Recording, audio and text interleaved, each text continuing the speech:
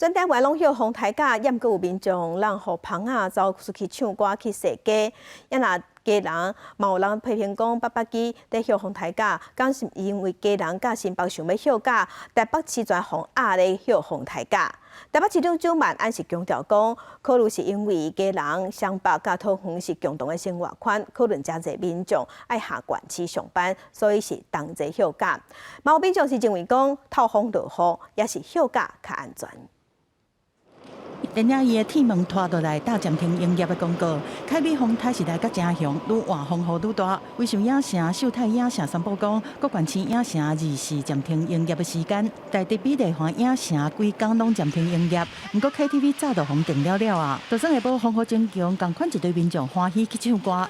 因为其他间没有约到，所以才来这里。蛮多人来唱歌的。台风天在家里也没事，然后就是想说带小孩子来唱歌。不过台北市早起风势雨势拢无大，嘛引起质疑讲，敢是因为家人新北希望放假，台北市才向北咧做伙决策。台北市长周万安强调讲，基北北桃是共同生活区，爱考虑下县市的通勤安全。和基北北桃4县市。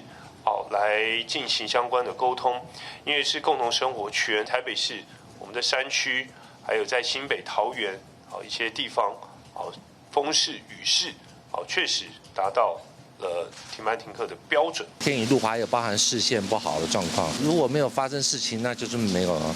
万一有发生事情，那你说这个很难取舍。